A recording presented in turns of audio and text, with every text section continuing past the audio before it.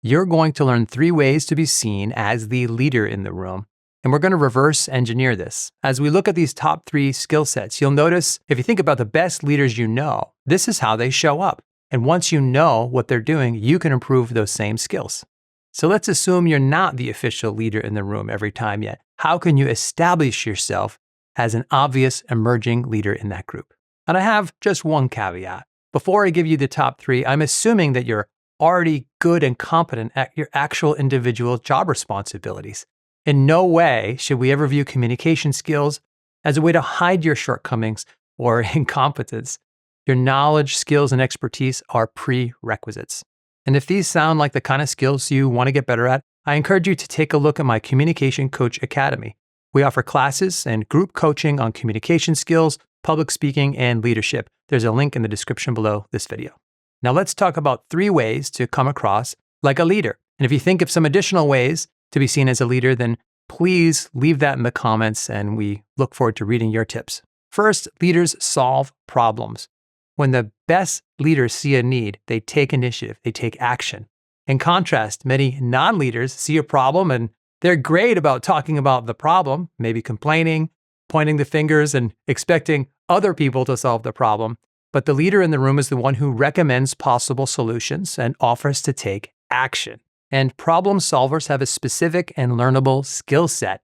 You have to be able to look at a problem, diagnose the possible causes of that problem, and recommend a solution. As part of that, leaders must be able to make decisions. That doesn't mean you need to make decisions instantly or without thought. But I will say this, a pattern of indecisiveness won't demonstrate your leadership. So here's a tip within a tip. When you suggest solutions, be ready to break those solutions down into a few action steps. A leader might say, for example, these are 3 steps to solving this problem. And then you would concisely spell out those 3 steps. That demonstrates that you thought carefully about the solution. And by providing a solution and a course of action, other people will literally be following your plan. And that comes across as an obvious problem-solving leadership moment for you. Other people notice that. So tip 1, you'll come across like a leader if you solve problems. Second, leaders are good with groups. The best leaders make contributions to group discussions in 3 ways. Effective leaders make contributions on the task-related work at meetings. So everything you say should add value and be helpful in one way or another. Specifically, most leaders stay on topic and don't go on tangents. Leaders offer their point of view or provide helpful information on the task at hand. And if a conversation gets off track, it's the leader's job to get the conversation back on track. Now, on this topic, I want to offer a word of caution. Some people mistakenly believe that the leader is the person who should talk the most at most meetings. That could be the case in some situations if you're already the official leader in the room. However, if there's already an official leader there, you should not talk more than they do. And you shouldn't even be the second place talker, we'll call it. If you were in a class in college or high school, then you might remember how people respond when one person talks more than anyone else.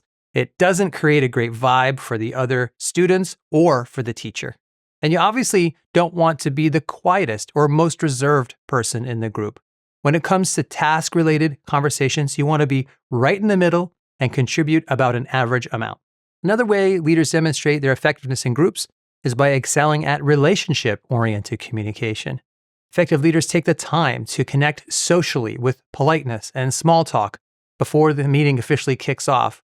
They don't isolate themselves in the presence of the group, in other words. And during the meeting itself, they invest in relationships by encouraging other people.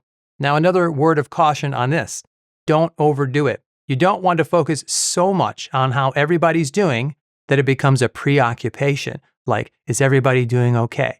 Does anyone need anything? Is everybody comfortable and feeling attended to? If you make taking care of other people in the group your main focus, you may be unintentionally positioning yourself as a merely supportive person in the meeting, not a leader. The cure for this is to make plenty of task-related contributions and be generally considerate of others, but not preoccupied by other people's needs. The next key way leaders are good with groups is they develop a skill of facilitating the conversation. Here are some ways that you can do this. You can ask good questions. If there are quiet members in the group, but you can tell they have something to say, help them get into the conversation a little bit. If the conversation is too long or drifting, you can refocus the discussion by synthesizing the key themes or main points you've heard and then reflect that back to the group.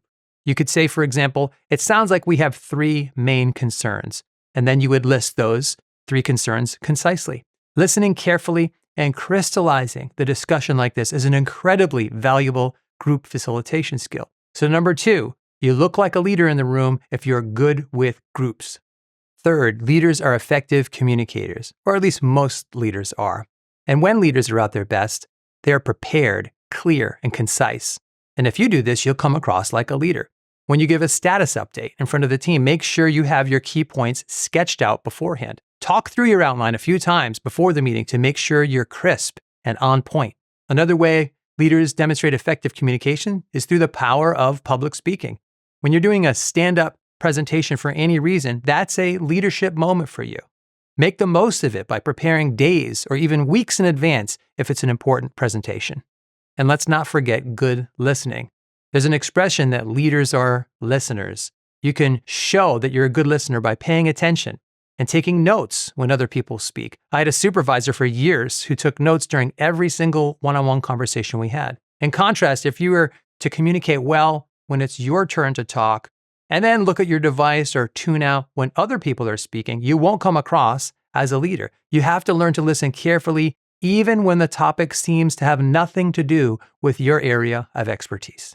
In summary, if you want to come across as the leader in the room, start working on solving problems, get better at working in groups, and work on your communication skills at all levels. That's what the best leaders do. Knowing that, you can reverse engineer it and help yourself come across like a leader starting right away. And in that spirit, I wanted to tell you about my Communication Coach Academy.